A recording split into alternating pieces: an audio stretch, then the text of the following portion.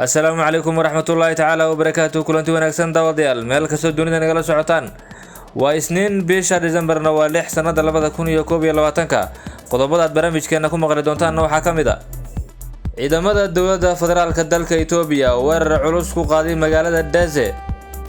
dugsiyada sare ee dalka Itoobiya oo maanta si rasmi ah loo xiray kadib amar ka soo baxay dawladda. boqolaal ciidamada gaarka ah ee Liu booliska oo ka qalin jabiyay xerada Birqood ee ku taala deegaanka Soomaalida. dhanka Soomaaliyana doorashada laba kursi oo horey loogu doortay magaalada Baydhabo oo dib loogu celinayo doorashadooda kadib amar ka soo baxay guddiga doorashooyinka ee heer federaal. haddii aan ku hormarno xaaladda dalka Itoobiya iyo dagaalada halkaasi ka socda, ciidamada dawladda federaalka dalka Itoobiya ayaa weerar culus ku qaaday maanta magaalada Daze kadib markii lagu soo kala baxay magaalada Kombolja oo ciidamada Tigrayga ee TPLF ay halkaasi isaga baxeen isla markaana ay shalay galabtii soo galeen ciidamada dawladda federaalka dalka Itoobiya. ciidamada dawladda federaalka dalka Itoobiya ayaa u jihaystay magaalada Daze oo aan ka dheerayn magaalada Kombolja isla markaana halkaasi ka bilaabay inay duqeyn u geystaan ciidamada TPLF ee halkaasi ku sugan. kooxda TPLF oo haatan u muuqata kuwa ku sii socda gobolkooda isla markaana faaruujinaya meelaha ay ka joogaan gobolada kale sida gobolka Axmarada oo ay horeyba u sheegeen inay halkaasi banayn doonaan isla markaana ay isugu biyo shuban doonaan gobolkooda Tigrayga. ayaa haatan u muuqda inaan iska caabin badan ku sameynayn ciidamada dawladda ee halkaasi ku soo wajahan iyagoo horey ugu soo baneeyay magaalada Kombolja oo aan wax dagaal ah oo weyn ka dhicin isla markaana iska caabin weyn ay ka sameeyeen kooxda TPLF. muuqaal laga soo duubay magaalada Daze ayaa la arkayay magaaladaasi oo ay ka kacayaan qiiq iyo uro badan oo isqabsatay isla markaana loo maleynayay hub weyn oo ku soo dhacaya dusheeda magaalada. kooxaha jabhadaha ee TPLF iyo Oromada ee Ola ayaa halkaasi la filayaa inay saacadaha soo socdo baneeyaan iyagoo horeyba u soo baneeyay magaalada Kombolja isla markaana aan wax dagaal ah oo weyn iyo iska caabin kala hortagin ciidamada dawladda federaalka Itoobiya oo halkaasi la wareegay magaalada Kombolja. balse magaalada Daze oo aan ka dheerayn magaalada Kombolja ayaa la sheegayaa in ciidamada dawladdu ay haatan u soo dhaqaaqeen.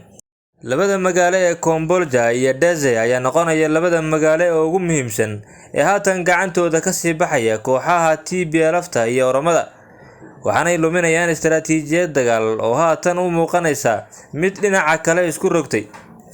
haddii magaalooyinkan Daze iyo Kombolja ay horey u qabsatay dawladda haatanna Daze u soo dhaqaaqday, haddii ay la wareegto magaalada Daze waxay noqonaysaa in magaalada caasimadda ah ee Addis Ababa ay dareento nafis weyn isla markaana ay ka durkaan ciidamada jabhadaha ee halkaasi dul fadhiyay muddo ku dhow bil isla markaana khalkhal badan ku abuuray dadka degan magaalada caasimadda ah ee Addis Ababa iyo waliba guud ahaanba dalka Itoobiya oo markuu sigtay in ciidamada jabhaduhu ay la wareegaan dalkaasi guud ahaan. dagaalada kale ee ka dhacay dalkaasi waxaa ka mid ah dhinaca Axmarada oo la sheegay in dagaalo aan saa u weynayn ay ka dhaceen xuduudka u dhaxeeya Tigrayga iyo Axmarada iyagoo magaalooyin badan laga soo qabsaday oo ku yaalay gobolka Axmarada. ciidamada Tigrayga haatanna ku sii wajahan xuduudka ay la leeyihiin gobolka Axmarada. Tigrayguna waxay sheegeen in hadda laga bilaabo ay difaac gali doonaan isla markaana ay gobolkooda ku dagaalami doonaan, waa sida ay hore u sheegeen. inkastoo ciidamada dawladda federaalka dalka Itoobiya iyo kuwa deegaanada oo isbahaysanaya ay haatan u muuqdaan awood muuqata isla markaana hor istaagoodu u adag yahay, ciidamada jabhaduhuna ay haatan wiiqan yihiin isla markaana dharbaaxooyin kala duwan ay ka soo gaadheen goobaha hore ee dagaalka iyagoo lumiyay magaalooyin muhiim ah isla markaana ay ka haysteen gobolada Axmarada iyo Canfarta, balse weli lama oga meesha ay ku dambeyn doonaan ciidamada TPLF iyo dagaalkooda ugu dambeeya halka ay ka gali doonaan. madaxweynaha Tigrayga iyo hogaamiyaha kooxda TPLF ayaa sheegay in ciidamada TPLF ay weli xoogan yihiin isla markaana istaraatiijiyadihii ay ku dagaal tageen ay wax ka khaldameen, balse haatan la doonayo in dib ay boodhka isaga jafaan isla markaana la bedeli doono qaar ka mid ah saraakiisha hogaaminaysa ciidamada TPLF ay haatan u muuqda inay dagaalada ku soo jabeen. madaxweyne Debretsion Gebremichael oo u muuqday inuu qiranayo jawaabka kala duwan ee ka soo gaadhay furimaha dagaalka ayaa sheegay inay difaac xoogan galayaan isla markaana ay difaaci doonaan dadka Tigrayga oo ah waxa ay u dagaalamayeen. dhinaca kale haddii aan eegno dugsiyada sare ee dalka Itoobiya ayaa maanta si rasmi ah loo xidhay kadib amar ka yimid dowladda iyo isxilqaanka ardayda waa sida ay sheegtay dowladda Itoobiya. waxaa la sheegay in ardayda dugsiyada sare ay ka qayb qaadan doonaan ololaha lagu taageerayo ciidamada qaranka dalka Itoobiya ee dagaalka kula jira kooxaha jabhadaha isla markaana ardaydu ay ku muujin doonaan iyaga oo iska jooga magaalooyinkooda sida ay u taageersan yihiin ciidamada dowladda isla markaana ay nadiifin doonaan wadooyinka shaqada ay qaban jireen ciidamada qarankuna ay iyagu la wareegi doonaan ee ay ka qaban doonaan magaalooyinka dhexdooda. deegaanka Soomaalida oo ah meelaha ugu horeeya ee maanta laga hirgeliyay xidhnaanshaha iskuulada iyo waliba fasaxa la siiyay ardayda dugsiyada sare iyo shaqooyinka halkaasi la sheegay inay qaban doonaan.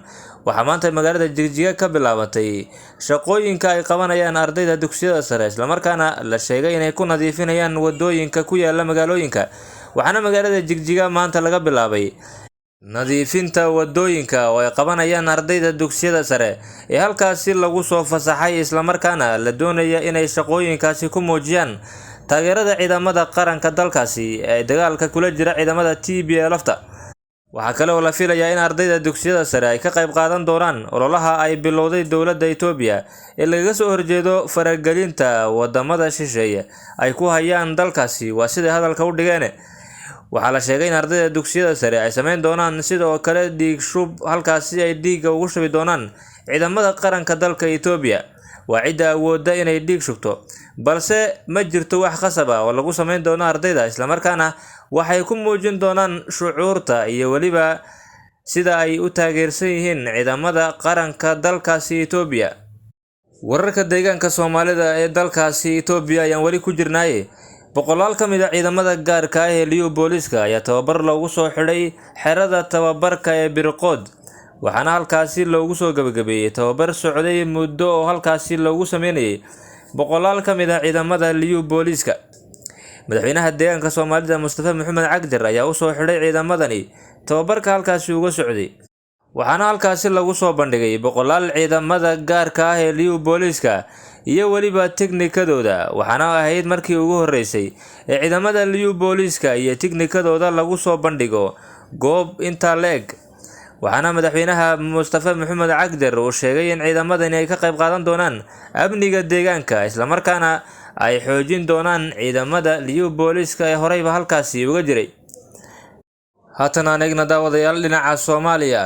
guddiga doorashooyinka ee heer federaal ee dalkaasi Soomaaliya ayaa laalay 2 kursi oo horey loogu doortay magaalada Baydhabo isla markaana uu buuq iyo muran badan hadhiyay.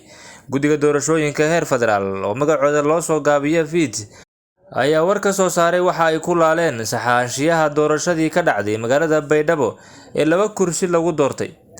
mid ka mid ah kuraasta la laalay waxaa laga hor istaagay Professor Maxamed Cusmaan Jawaari iyadoo kursiga lambarkiisu yahay 103 shakhsi kale loo doortay. sidoo kale guddiga doorashooyinka heer federaal ee Soomaaliya ayaa waxba kama jiraan ku tilmaamay kursiga xildhibaanad Sareedo Maxamed Cabdalla oo ay ku soo baxday kursiga lambarkiisu yahay 154 taasi oo dib loo doortay dhawaan. guddiga doorashada heer federaal ee Soomaaliya iyo guddiga doorashada Koonfur Galbeed ee heer deegaan ayaa dhawaan isku maandhaafay kursigaasi Jawaari loo diiday.